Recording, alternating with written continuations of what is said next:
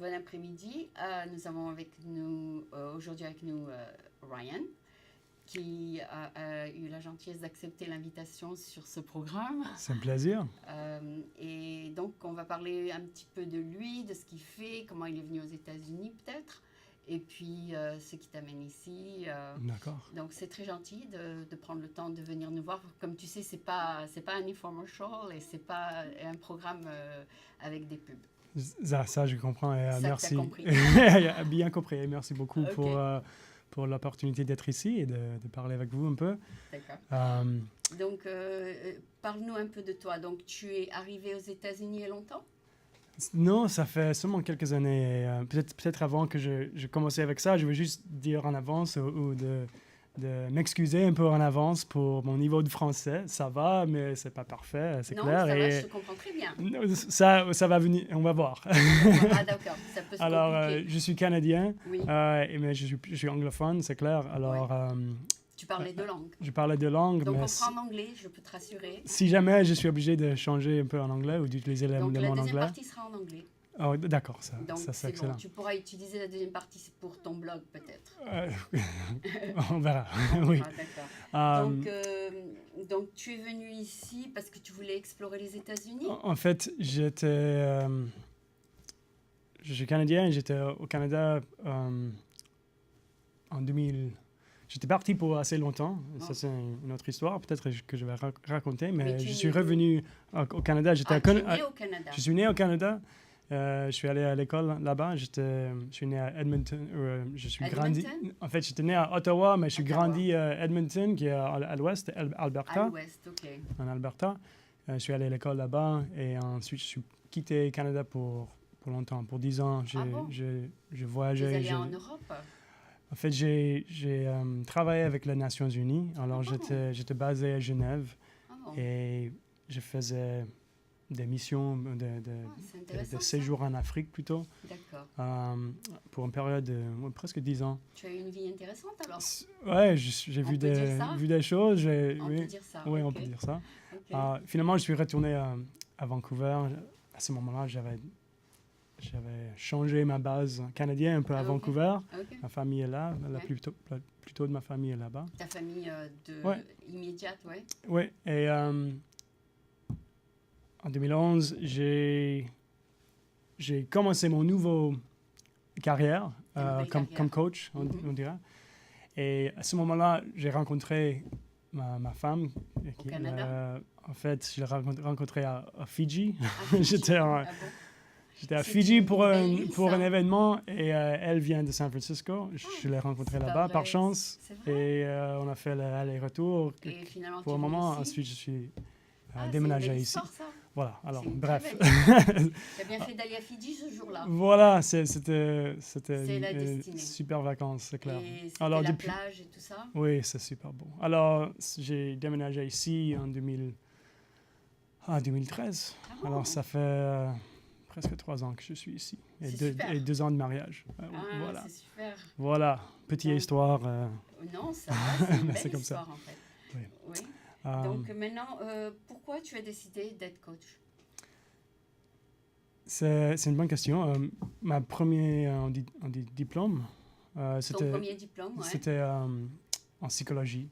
Alors, j'avais toujours un intérêt.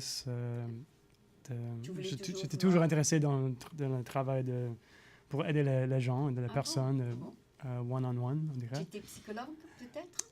Le premier diplôme, c'était une bachelor's, on dirait. Alors, si je voulais poursuivre ça, je serais obligé de retourner à l'école et faire le grad school et tout. Je n'avais pas vraiment envie de faire ça. C'est pour ça, en fait, que j'ai décidé de travailler en grand photo, big picture, pour bosser avec les Nations Unies, pour avoir un impact un peu sur une scène plus grand. Oui. C'est logique, ça? Oui, bien sûr. Donc, tu voulais voir ce qui se passait dans le... Je voulais sauver le monde un peu. J'ai dit, mais travailler avec les gens un à la fois, ça va, mais moi, je veux faire quelque chose de plus grand. Mais tu avais quelle fonction là-bas? Alors, j'ai retourné à l'école pour reformer, faire une formation. Merci. Formation de politique internationale et de résolution de conflits, les études de la paix. J'ai fait ça en Angleterre. Ensuite, je suis allé en Afrique pour faire le désarmement. Car je pensais que, OK, un des endroits qui est le plus facile d'avoir un impact, de voir un impact, ce serait d'enlever les armes dans les nations qui sont en train de terminer un conflit. D'amasser les voilà. Alors, je suis assez rapidement devenu un spécialiste de désarmement. Ah bon? C'est très difficile comme job, ça. Bon, l'ONU, les Nations Unies, il vient dans un pays quand il y a qu'il y a un conflit. Quand il y a un conflit. S'il y a un conflit et c'est en train d'être résolu, il y a un accord de paix qui est fait. Okay? Par exemple, au Libéria, j'étais au Libéria, il y a un accord de paix. Ils avaient une guerre civile pour des années. Finalement, il y avait un accord de paix. Les Nations Unies vient pour aider l'implémentation de l'accord de la paix. Et dans l'accord de la paix, il y a toujours une partie de ça qui demande pour le désarmement, pour que les armes sont retirées de les groupes rebelles. Alors, moi, j'étais là pour aider les Nations Unies avec ces programmes de désarmement.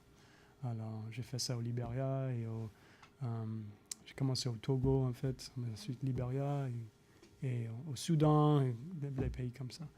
Super. Alors, ouais, c'est pas facile. Et j'ai trouvé... allé en personne? Ouais, j'étais là. Bon, j'habitais là pour 6 mois, 1 an. J'étais au Soudan pour 3 ans. C'est difficile de vivre là-bas. C'est ça. Et c'est primitif. Bon, tu avais tout, tu avais la douche et tout? Ça dépend. Des fois, on était hors. Qu'est-ce qu'il y a là-bas? Il y a le frigo? Mais vraiment, ça dépend. Il n'y a pas les conforts de... Au Soudan, j'étais au Sud-Soudan à l'époque, ça c'était 2008, 2009. Oui. Il y a tout, il y a à ce temps-là, ils n'avaient même pas une capitale, ils ont choisi une capitale. Ils ont dit, OK, cette ville ici qui était complètement détruite dans la guerre civile, OK, ce serait le nouveau capitale. Il n'y avait rien. Il n'y avait rien. Pas rien, mais il n'y avait pas grand-chose.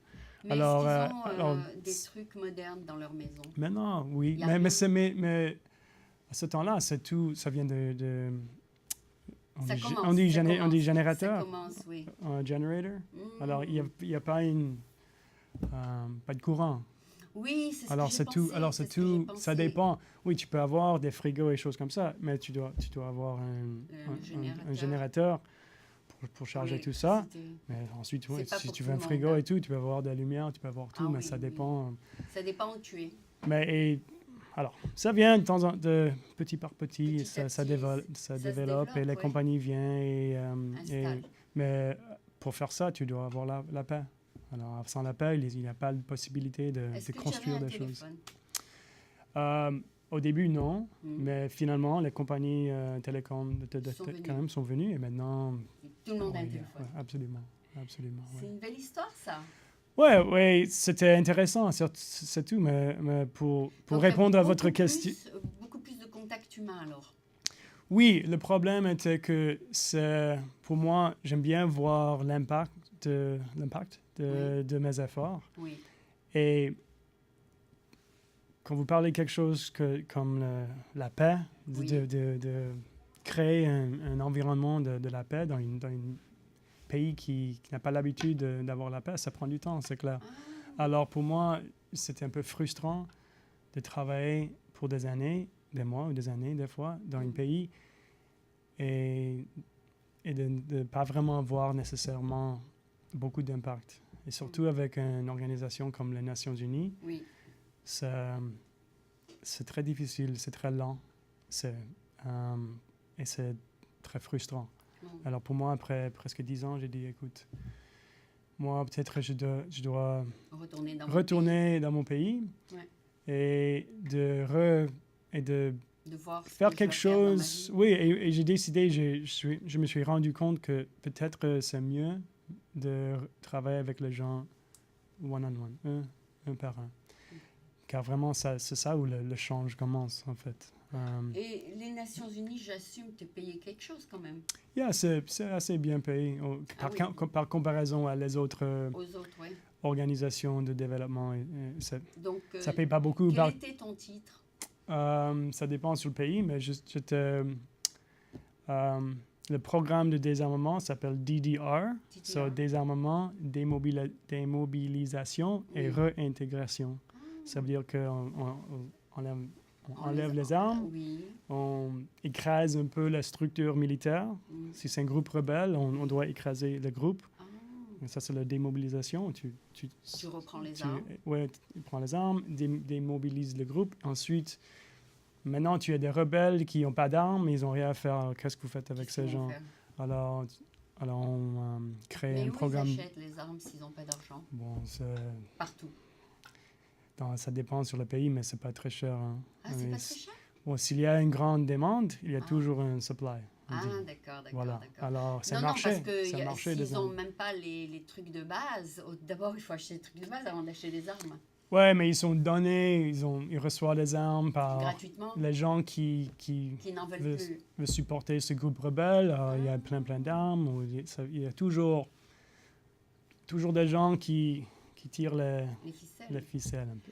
Voilà. Oui, mais est-ce que c'est vrai que les pays développés se débarrassent des produits dont ils n'ont plus besoin sur les pays sous-développés? Voilà. Et c'est comme ça. C'est comme ça. Les vieux ordinateurs, les vieux téléphones.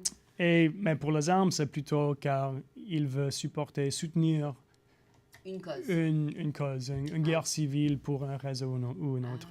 Alors, il y a toujours des gens quelqu'un qui fait des profits là-dedans. Voilà. Et il y a des gens qui font de la commerce aussi. Alors, par exemple, au Libéria, il y avait plein de gens au Côte d'Ivoire qui voulaient envoyer les armes. Ou au Sierra Leone, qui est à côté, d'envoyer des armes. Alors ils passent par les frontières, un peu partout. Et toi, tu étais là pour arrêter un peu ça? Bon, arrêter, c'est un grand mot, mais oui. Oui, il y a un grand effort international pour faire tout ça. Tu parles au chef? Ce qu'on faisait, l'ONU, les Nations Unies veut toujours travailler avec le gouvernement, s'il existe un gouvernement. Et alors moi, je travaillais avec mon partenaire dans le gouvernement. Alors moi, par exemple, au Sud-Soudan, j'étais un special advisor to the government of Southern Sudan. Alors moi, j'étais là pour être conseil. Alors c'est pas à moi ou les autres gens de l'ONU d'entrer dans un pays et de commencer à faire des choses qu'on veut faire. On n'a pas le droit de faire ça. Alors, c'est un pays avec un gouvernement, avec les gens qui sont responsables de faire ça. Mais souvent, ils ont besoin d'un peu de soutien. Alors, on est là pour les conseiller, les supporter, de soutenir. Et technical support. Tu as quand même fait ça pendant 10 ans, c'est beaucoup ça. D'autres choses comme ça, mais je faisais de la recherche, j'avais d'autres positions, mais toujours dans le domaine de le désarmement et de la résolution de la paix. Donc, il y a quelqu'un qui a pris ton poste après ça? Il y a plein de gens. Mais je suis devenu un peu spécialisé et le problème avec ça, c'est tout à coup, après des années, je me suis rendu compte que, OK, si je veux un nouveau poste dans un autre pays, comme Somalie ou en Irak ou Afghanistan ou quelque chose comme ça, OK, pas de problème. J'ai assez d'expérience que je peux faire ça. Mais après un moment, ça suffit un peu. OK, j'avais un peu... J'étais fatigué de ce style de vie et aussi frustré, comme je disais, avec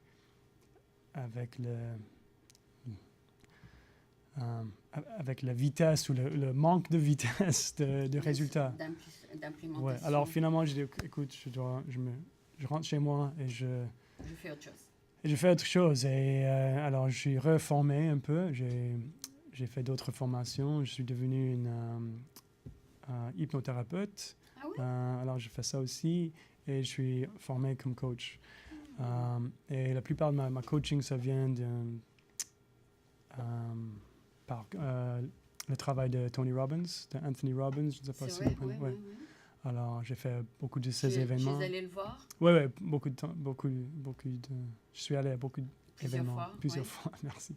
Il est venu ici, je l'ai vu 2 fois. À Salesforce? Non, je l'ai vu à Dreamforce. Et je l'ai vu aussi le jour où Donald Trump est venu Convention Center. Ah, OK. Il y a très longtemps, il a fait une présentation.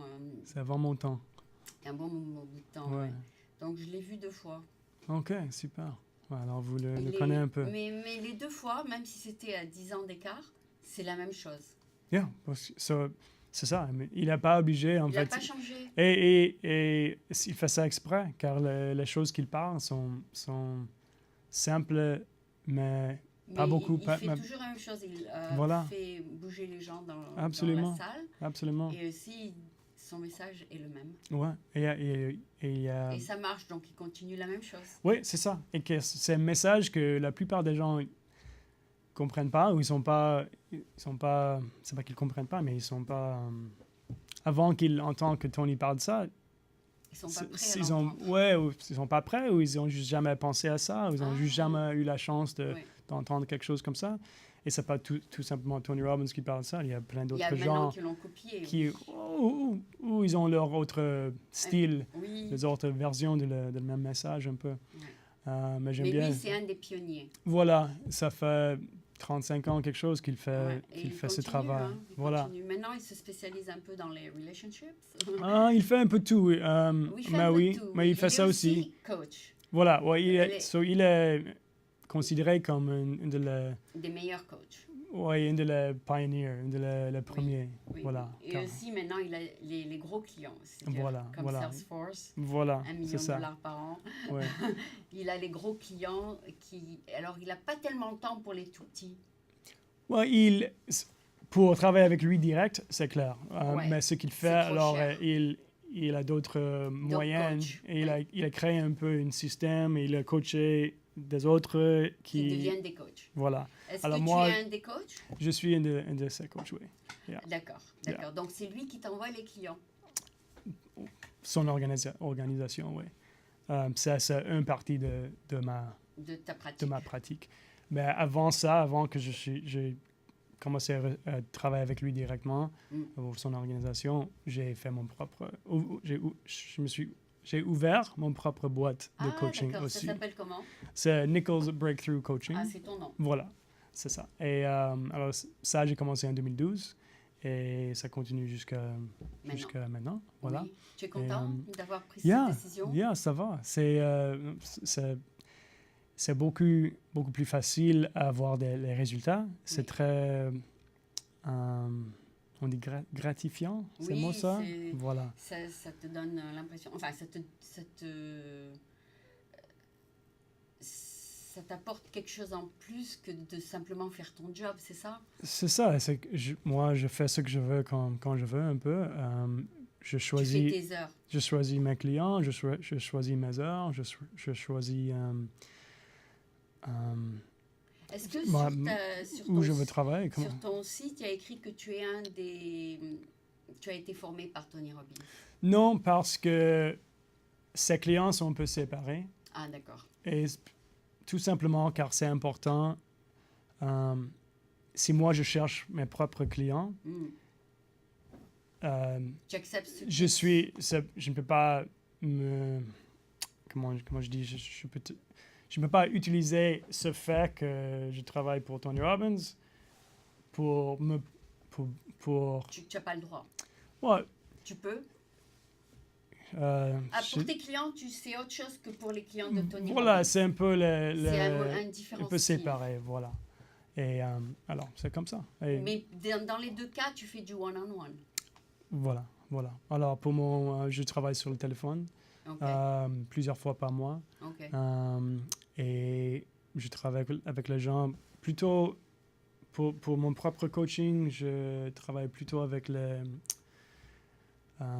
exécutifs, je dis ça, et les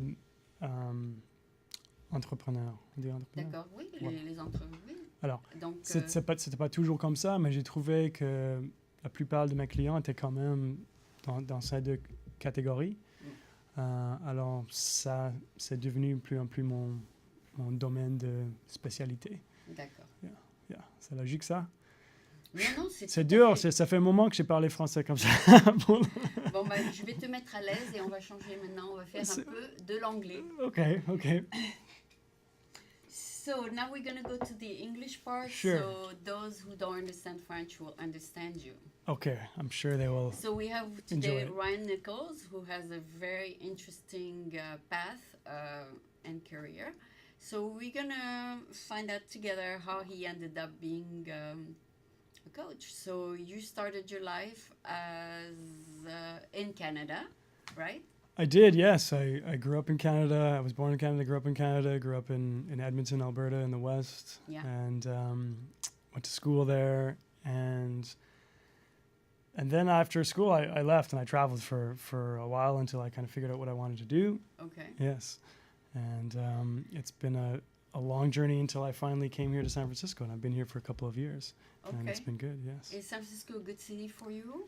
San Francisco, I had never been to until I met Your wife. my future wife. Yeah, I met her at the time in Fiji, and we did a little long distance thing for a while until I moved here and we got married. But is there the kind of clientele you're looking for in San Francisco? Yes. I mean, the fact is the coaching I do is over the phone, and so I can work with people who are not here? Yeah, I have clients all over the place. Oh, yeah. really? Yeah. Okay. With that said, it's always nice to have the opportunity to meet my person. clients face to face, and in terms of time zone and things, it's helpful if they are local, but that doesn't have to be the case. So you can do Skype? I can, but I don't. Yeah, what I find is that we can do Skype, audio Skype, but that's no different really than just being on the phone. Video Skype, I find is intrusive. It's just distracting for people sometimes, right? I have my clients worrying about how they look on the phone, or it takes away. Yeah, and so often I find that if you're able to shut that sensory mode off a little bit, then you can focus on listening. I find that too. Yeah. I prefer to just talk on Skype rather than look at the person. Sure. Because it's embarrassing.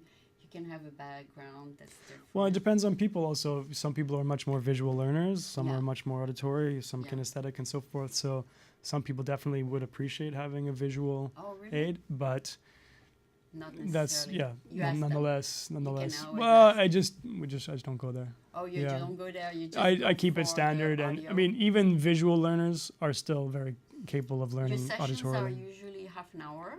They're typically 30 to 45, depending on the arrangement I have with the client. Okay. And the reason they're not longer than that is because, honestly, first of all, we're busy. People are busy, especially the people that I work with. They're executives and business owners and so forth. They don't have time to spend an hour and a half on the phone, or that's a big. So we keep it tight, and it's also very focused so that you have something specific that you can take away from the call and then apply. Okay. Right? If you give a person 5-10 different things to work on, they don't retain them all. Okay. Right? So the calls are tight. So are you also their accountability partner? I am, and to the extent that they want me to be, and by that I mean people respond to accountability in different ways. Okay. So my job as a coach is to help my client fundamentally get from here to here, right? To narrow that gap. Okay. Some people need to have their butt kicked, right? Some people need to be pressured and said, hey, have you done your thing? You said you're going to do that. How come it didn't happen, or what's going on, right? Other people, if you are too assertive like that, you'll actually lose rapport with them, and they won't want to work with you, right? So some people need to be dealt with more carefully, right? And so it's like, okay, let's explore together what's going on, right?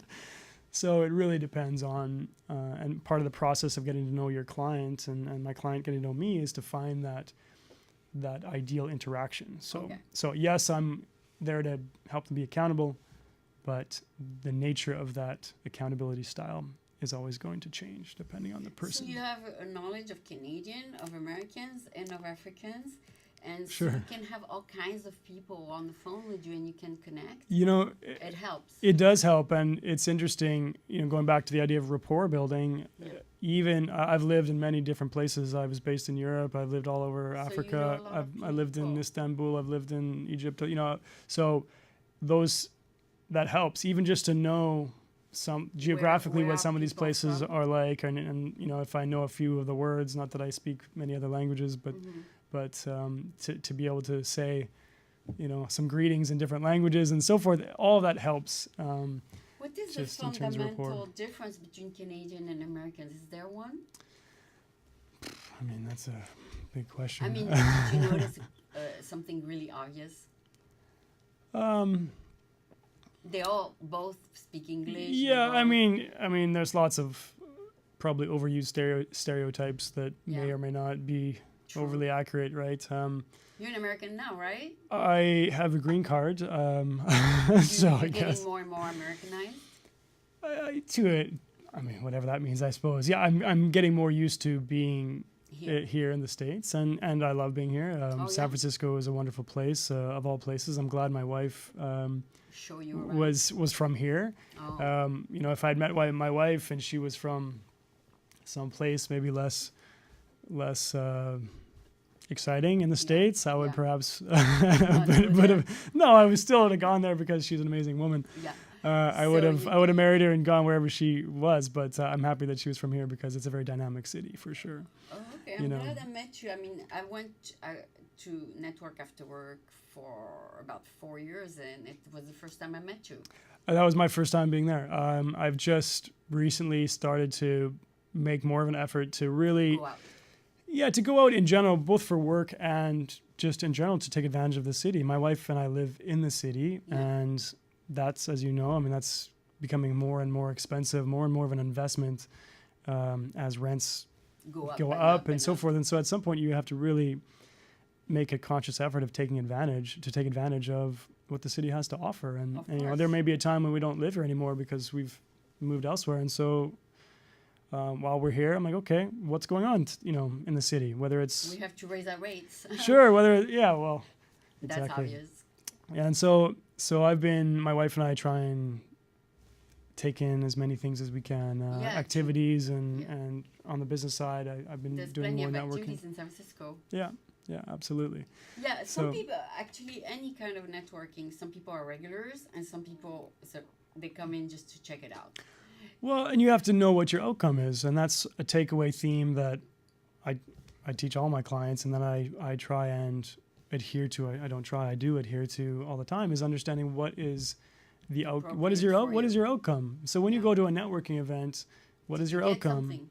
Well, my outcome at that particular event when I met you was quite simply first and foremost to go and check it out, to get out of my office and go, to be open and receptive to meeting and new people and understanding that you never know who you're going to meet and whether that person is going to have an impact on your life in some way, or maybe a friend of that person who they put you in touch with and so forth. You never know where the impact is going to come. Yeah. And I'm a strong believer in being open to things happening as they need to. And so I actually some month I don't meet anybody, and some month I meet someone absolutely fabulous that really is a match for me. Yeah.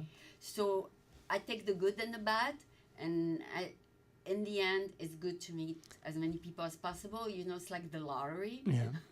Sometimes you hit it. Well, and you have a wonderful opportunity here in that you get to hear people's stories, and you know, there's always a gift to be learned, both personally from every interaction that you have with people, and it's just always interesting to hear people's stories and where they come from and what makes them tick. That's fundamentally why I enjoy what I do. It's also enriching to you. I mean, it's no matter what the outcome financially is, it's also enriching as to the fact that you met somebody different. Yeah.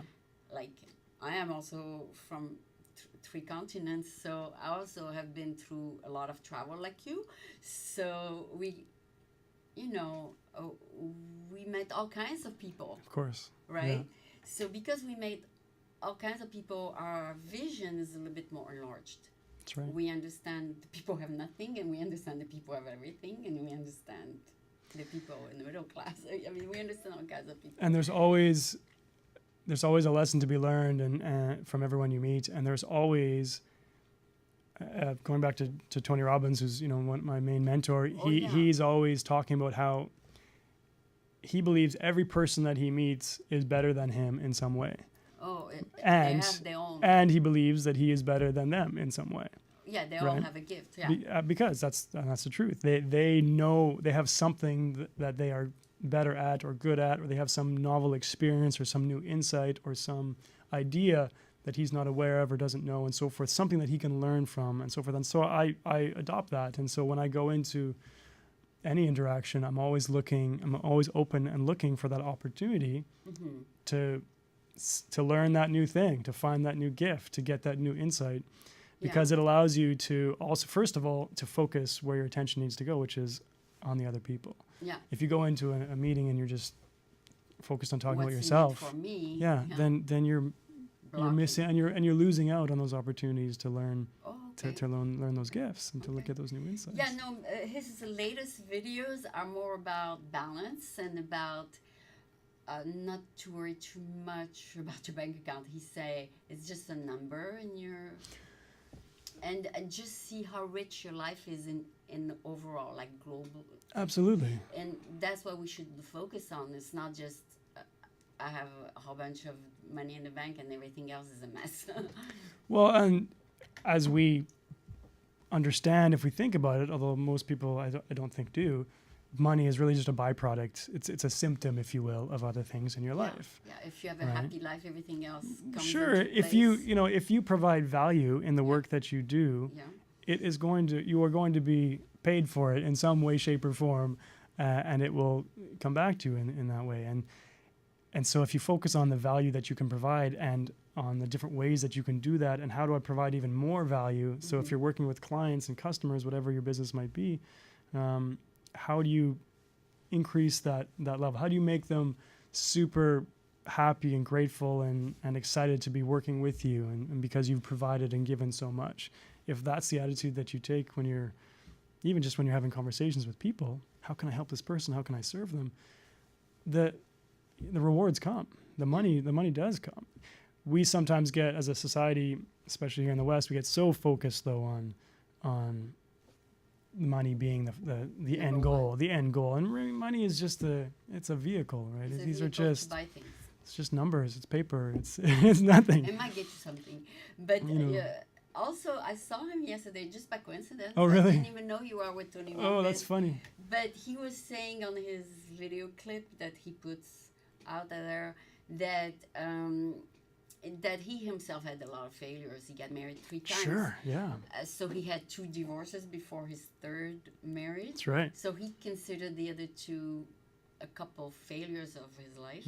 And he considered also other business venture that he did that did not work out. Yeah. So he also said that he always have to improve on his failures to reach a better level of understanding of things. 100%, and it starts really with interpreting the failures for what they are and appreciating them for how they serve you. What they learned. Yeah, because we all have failures. Obviously, everyone does. Even the highest achievers do. That's how they got to where they got. As they kept trying, but they learned from the failures, and kept going, obviously, right? And so, I mean, we hear these, and we hear these stories all the time of people failing, and the famous basketball players. Well, currently Steph Curry of the Warriors. I mean, he had a hard time in high school. He was, had a. Not everybody took him seriously. Yeah, exactly, because he was short, and they wrote him off. No. Same thing with Michael Jordan back in his days. He got cut from his high school team, and that's the famous story, and so forth. Famous story. And many other, or the J.K. Rowling, who no one wanted to publish her books and all this kind of thing. So we know this happens. It's just a matter of what are you going to do with your failure when it comes, because it's going to come. So what is the story that you are going to write around your failure? Are you going to let it crush you and make you give up, or are you going to learn from it and make it stronger? Yeah, and find the gift in that problem, find the opportunity, build on it, and keep going. Yeah. Right. So your business is 2 years old now. Your personal. I started in 2012, and then when I moved here to the States, I had to recreate my company and so forth here in the States. But I've still been coaching. I have my company set up here in the States now, and I have been doing it since I got married, since I got my green card a couple of years ago. Oh, that's good. Yeah, it's been good. It's I love it. It's fantastic. It keeps me. And you're your own boss. I am my own boss. I get to work with people that are super inspiring. Really? And one of the things that I learned early on is that, and a lot of entrepreneurs I think need to internalize this lesson is that you get to decide who you work with. Oh. And sometimes we forget that. We think, oh, well, I need money, I need clients, and so therefore I need to just work with anyone. And that's not. You have defined if profile you of the client. Exactly, you get to decide when you're running your company, when you're the boss, who your ideal client is and who you're going to let past the gateway, if you will, of your business. That's not to say that you turn people away easily and often, but you do have to decide, well, who is my ideal client? Who am I going to work with and who am I not going to work with? Because if you end up working with someone who just aggravates you or isn't on the same page, or it's like pulling teeth to get them to do what you want to do, it doesn't serve them and it doesn't serve you. Okay. So I've learned to work with people who are motivated, who are excited, who are already living life to a pretty high level, but want to take it to that next step. And it's very, very rewarding. So is Tony Robbins your personal coach? No, Tony Robbins has a handful of clients. Even his famous one that he talks about is the guy who pays him $1 million a year. Which is Salesforce. One of his business clients. So, Tony Robbins doesn't need clients. He has clients because of more for historical reasons. He's worked with people over the years. He does have $1 million clients. Yeah, he's got clients. Isn't that impressive? And it reminds me. Who can afford him? I mean, it's impossible. Well, because it depends on the value you get from it. Oh, the corporation, how big it is, yeah. But it's not just that. It reminds me of a great quote that I think also, which I share with my clients as well, is in terms of pricing and things like that, is it doesn't matter how little you charge. There's people who can't afford you, and it doesn't matter how much you charge. There's people who can. Okay. So you gotta pick your clients. And it comes down to value in terms of what. So this guy pays Tony Robbins $1 million a year. He's been doing it for years. And he likes so obviously he is getting value for it, right? So you mentioned accountability early on and so forth. Some people just want to, and Tony Robbins tells a story about how he kind of told the client at one point, you know what, maybe we need to do this anymore. I don't need to still be your coach. Like, we've been doing this for years, and the guy said, Tony, you don't understand. Just the knowledge that I have this call with you keeps me accountable. It keeps me on my toes. It keeps me making sure that I stick to what I say I'm going to do, because he knows that his coach, he has this coaching call coming up, and that's huge, that right? He coached Bill Clinton when he was sure, president. yeah. I mean, and that's. I mean, he had very famous people as clients. So and those would be not long-term clients. These would be like sort of intervention kind of things. But he's worked with. I mean, some he does multiple times and so forth. He also worked with the tennis. Yeah, he worked. Venus or Serena Williams, I think, and some of the basketball players. He's worked with sports teams. Very famous people. Andre Agassi, I believe, and Bill Clinton. Agassi. He made him win after he was losing. Well, and here's why, in a nutshell, why he's able to cross domains, if you will, whether it's sports or politics or business and so forth. How is he such a specialist in all these things? Well, the reason is because, what he talks about is, it's 20% mechanics, 20% strategy, right? Whether it's building a business or working on your forehand, and it's 80% psychology. Yeah, and you see that when you watch the famous sports celebrity melt down, when you see them suddenly crash on the tennis court or on the golf course or whatever. Why is that? Is it because suddenly their golf swing is no longer good, or they can't do it back? No, it's because something happened, right? Yeah. And so Tony is good at being able to get in there and find out what's going on and then to shift it. And can you do that? Do you do that? I will definitely never compare myself to Tony Robbins in that domain. But that is what I do. Yes. Isn't that the model to follow? Yes. So I do that, and I work with. Even though the bulk of my clients now that I'm focusing on are business clients, as I've said, executives or entrepreneurs. Again, it's 80% psychology, right? And so a lot of the work that I do with them is on the psychology side. Okay. And so you have to understand, if you're here and you want to get here, and so we call it narrowing the gap. That's what coaching is about. Yeah. Okay. To narrow that gap, some of it is strategy. So some business owners or entrepreneurs or executives might just need some new strategies. Okay. Right. In fact, it kind of goes like this. They need to get clear on the vision. A lot of people don't even know what they want. Oh. They need to make sure they have the right skills. Okay. They need to make sure they have the right strategies as part of that. Yeah. They need to have a good supportive environment, and that can mean different things, peers or workplace or whatever. Aside from all those things, the rest is psychology. It's mindset. It's the inner game, as we call it. Okay. And so that's where I spend most of my time with my clients, because most of them, they don't need strategies. It's like if you're going to help someone get in shape, okay, and you need a coach. What you don't need for the most part is we don't need to spend a lot of time on discussing the ultimate diet and the perfect fitness workout regime. What do you need to because there's a million and one different strategies out there. You can go and just try a bunch. It's not okay. Sure, we can. Yeah, and some are better than others, and you want to explore and so forth. But that is not the person who's overweight compared to the person who is in shape. Is it because they have a better diet or a better workout regime, or better, the better gym, better machines? No. Okay, so it's not usually strategy. That's not usually where the problem is. What's going on in there? It's in here. Right, and that's where you get into the realm of self-sabotage, and people talk about laziness, so I don't have willpower. Okay, well, what does all that mean, right? Fortunately, it's not as complicated as we think it is, and that's what Tony Robbins discovered, because he's been doing this for years. Yeah.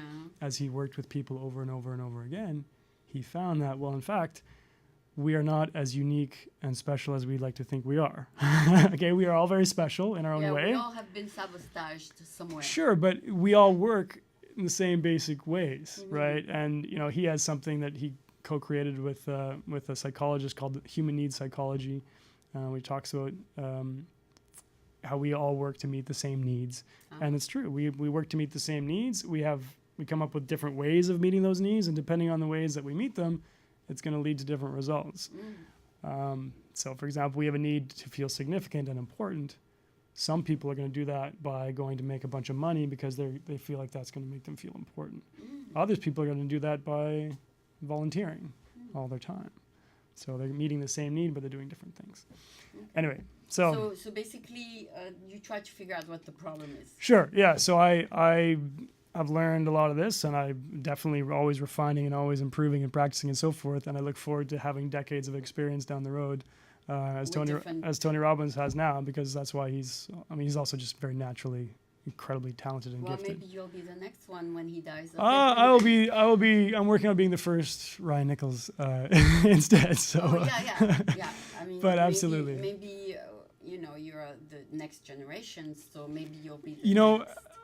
And that's what he teaches, and that's one of the great things that he does is he tries to teach and share as much of this stuff as possible, whether it's through his events. So that when he dies, somebody takes over. Like it's not like he's not trying. It's not like he's trying to hold on to these things. Like, okay, I know how to have these breakthroughs and how to help people. Yeah, and I'm not going to tell you. He teaches. He has an annual event called Leadership Academy, and it's all about learning how he does what he does. Okay, that's good. And he has a product as well. He really helps. Plus his coaching. So one of you guys are gonna be the supervisor. Well, he has several. There's a bunch of people, many people like me. He has many people as part of his support structure now who have been trained and have learned how to do all this and are out there doing their thing in whatever way they can. A little bit of their own personality. Yeah, of course, and everyone brings their own flavor to it and their own background and their own experience, right? So. Wow, this is such a wide field, but I understand now what you do. So it's mostly on the phone, and it's mostly getting the person to move forward in many areas of their life. Absolutely, yeah. And I used to just call myself a coach when I started, and as often people do, but that doesn't really, what does that mean? And you say, I'm a life coach. What does that mean? Yeah, a coach could be a basketball coach. And so I started to specialize more and more just with business owners and entrepreneurs, executives as well. Largely, see what their goals are. Well, you know what? Partly why it was that kind of happened by accident. It's just the bulk of my clients seem to fit in those categories. Okay. And also, honestly, it's an expense. It's an investment. Coaching, right? It's not free, so it's easy to it's easier for business owners or executives, in the corporate world, it's easier for them to to measure and see the impact of the coaching, and to compare that to the investment, and they see the return on their investment, if you will, right? Okay. So if coaching costs this, and they're able to double their income, double their productivity, and so forth, it's easier. And so sometimes, I think that's also why coaches are more common in the corporate world for that reason. Okay, they see the result. Yeah, and because it's become, back in the day, 70s, 80s, whatever, coaching wasn't a big thing. And if you had a coach, it was just kind of weird. Yeah, now everybody has one. Right, and they don't necessarily call it coaching now. In big companies like Google and so forth, they'll talk about it as leadership development or executive development, things like this. All that really is, that's basically coaching for executives. Or on the smaller scale, you'll have the entrepreneurs who are getting coaches, because the fact is you don't want to be reinventing the wheel, especially if you're a one-person business. Yeah. Right? There's someone out there who's already built the business, who's already made the same mistakes. So don't just sit at home or in your office like, okay, what do I do? You want to find those resources and use them and narrow that learning curve. Does that make sense? So as long as they see results, they keep you. Sure, yeah, me or anyone else. Obviously, you have to be providing the value, and when people see the results and they're happy, that's what lights me up. It's fantastic when people are like, oh, I've finally achieved this goal, and they're so excited because you've helped them get to a point where they had never been before. Congratulations. So I know there's a lot more to say about it, but I'm going to just wrap it up. Sure. And thank you for being here. If they want to know more about coaching, we have here Nichols Breakthrough Coaching. They'll find you online. They will find me online, yes. My website's just nicholsbreakthroughcoaching.com. Okay. Sounds good. So thank you so much. I appreciate it, because I know you hesitated to know whether you would fit in, but I think you did. I was more bilingual, and it's good to hear about what you do. Yes, I was mostly hesitant just on the French, but I appreciate the opportunity to come and speak French, so merci beaucoup pour ça. Merci à toi, et à très bientôt, j'espère peut-être Network After Work. Ce serait un plaisir, merci beaucoup. Au revoir. Au revoir.